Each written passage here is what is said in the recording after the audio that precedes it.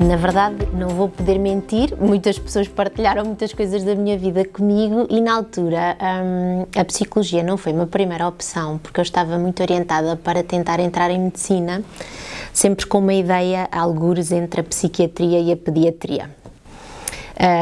A vida frustra-nos muito, não é? E nós vamos por outros caminhos, mas na verdade acabei por pôr como opção a isso, a psicologia, e ainda bem que aconteceu.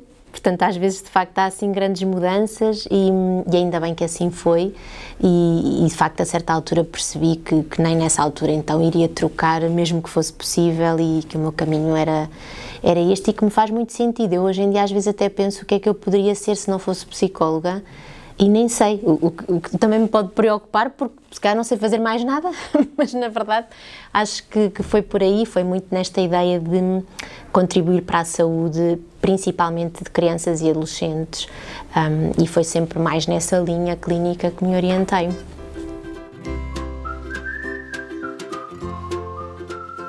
Os cursos não são perfeitos sempre, não é? Desde o início, em todos os momentos, e no início nós não vemos logo as coisas a acontecerem conforme as temos na nossa cabeça, quer fazer isto, imaginar aquilo e pôr isto em prática, mas ainda assim foi correspondendo, não é? E foram-se descobrindo coisas de temas e de áreas muito além daquilo que eu imaginava no início, não é?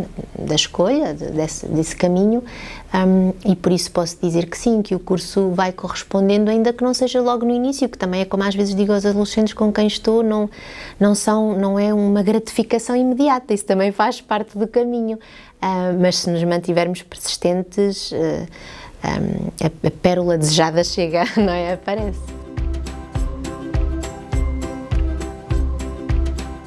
A psicologia tem feito, com o mérito de todos os psicólogos e técnicos envolvidos, às vezes à volta da psicologia, tem feito um grande caminho para ser valorizada.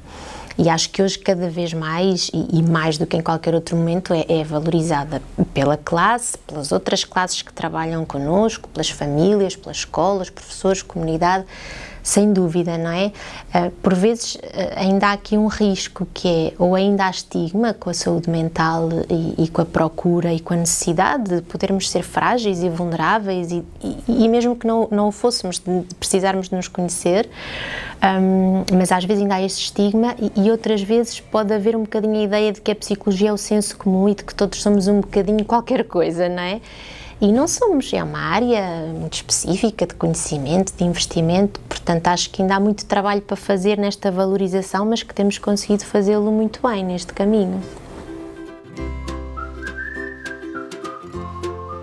Bem, realmente, se calhar esta é a pergunta mais difícil, o que é hoje ser psicóloga. Se calhar é mais difícil porque também isso se foi construindo, não é? Fui descobrindo o que era para mim então ser psicóloga. E na verdade implica estar muito disponível, muito capaz de acompanhar outra pessoa, não é?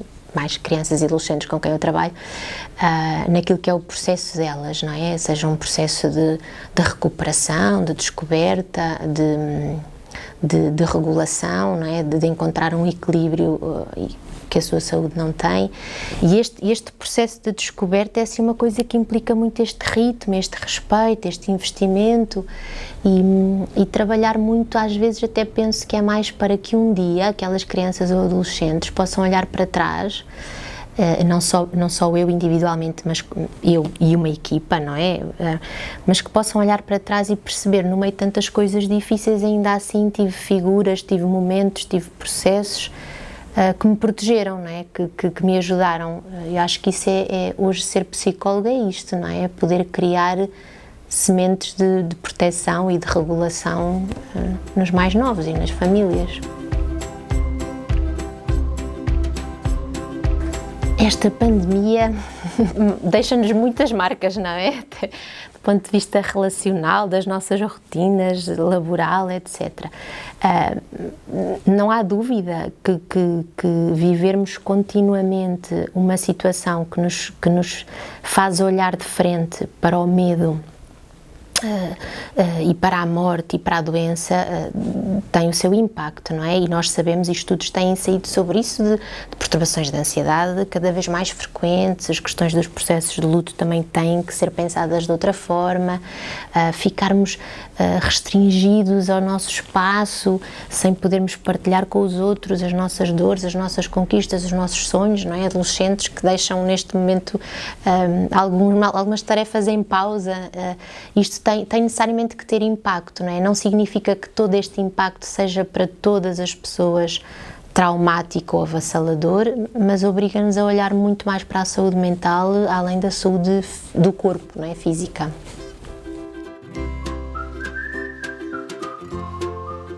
O maior desafio é ser pessoa e ser psicóloga, ou seja, ir-me conhecer, é estar certa do que é que eu vou conhecendo também de mim, para poder ajudar o outro, não é? Das minhas fragilidades, das minhas dificuldades, dos meus momentos. Eu acho que todos os psicólogos deveriam olhar bem para si próprios nesse processo. Esse é um desafio sempre, não é? Trabalho pessoa, profissão pessoal, e ao mesmo tempo ir investindo, porque há sempre tantas coisas novas para estudar, tantas coisas novas para aprender, tantas formas de chegar a alguém que ainda não vimos. Portanto, é quase como se fosse um desafio de construção permanente, como pessoa, como profissional, e às vezes isso é desgastante, mas acho que também é isso que dá um sabor muito único, na verdade. Bem, eu na verdade já há alguns anos que estava mais dedicada a perceber, a estudar e a ajudar as pessoas em processo de luto, não é?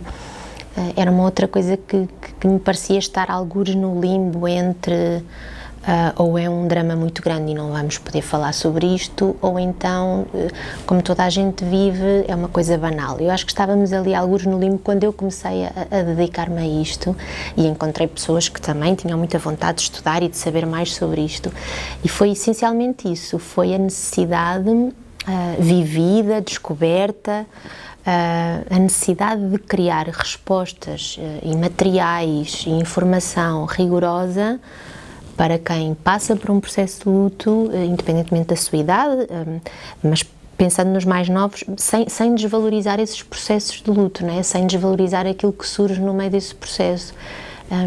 E acho que vamos conseguindo criar ferramentas muito importantes nessa área.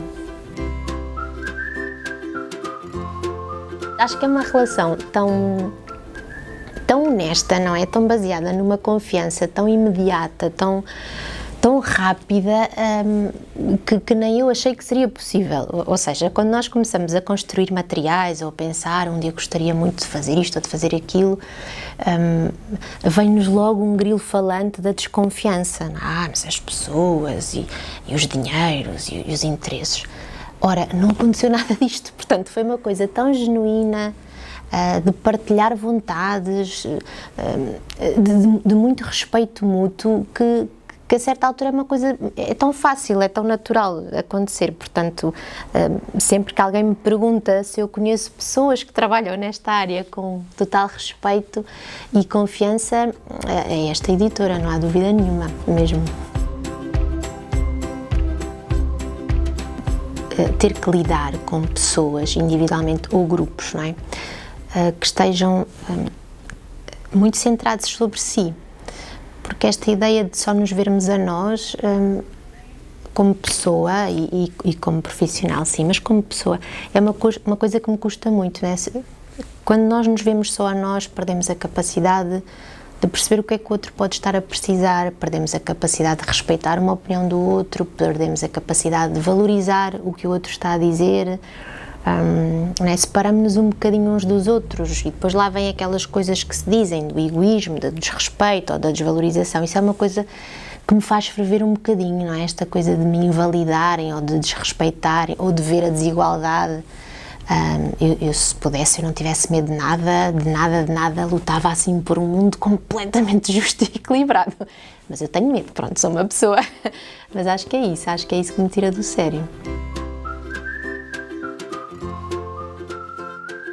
Agora vejo muitos filmes infantis, não é? É aquilo que me compete e descubro que têm muitas mensagens importantes, nomeadamente há sempre alguém que morre ou que se afasta e que se perde.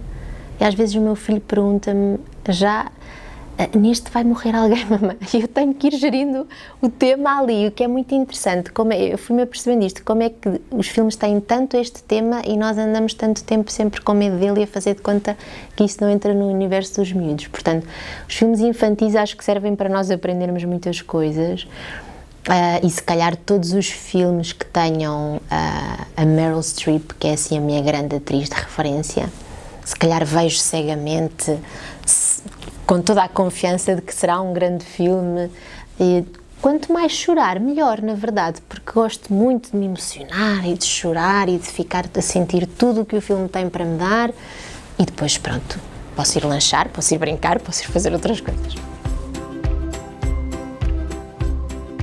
Eu gosto mesmo muito de ler e agora leio muito menos, infelizmente, que o tempo não estica para tudo o que nós desejamos e depois temos todo o trabalho e as leituras do trabalho, mas cresci a ler muito e acho que, por exemplo, Os 100 Anos de Solidão, Em Nome da Terra, do Virgílio Ferreira, que foi assim um autor que descobri com a escola, mas que depois li tudo.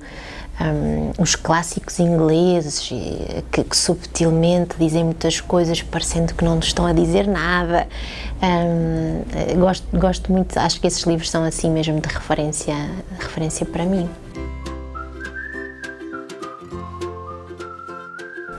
Às vezes é difícil pararmos, não é? Na rotina do dia-a-dia e percebermos o que é que está a ser bom e o que é que está a ser um final de tarde perfeito ou outra coisa parecida. E às vezes esforço-me, é mesmo um exercício para poder perceber os momentos que vão surgindo e por isso um final de tarde perfeito não precisa ter muito, na verdade. Se eu estiver perto ou com a possibilidade de estar perto das pessoas que são mais importantes para mim e se estivermos seguros,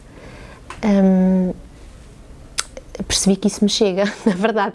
Posso estar na praia, posso estar às compras, posso estar num jardim, posso estar em casa, podemos estar a lanchar ou a ver um filme, o que for, mas na verdade acho que esta ideia de segurança e de estar onde preciso estar, não é? E ainda bem que a vida me levou aí, a esse momento, isso chega-me, na verdade.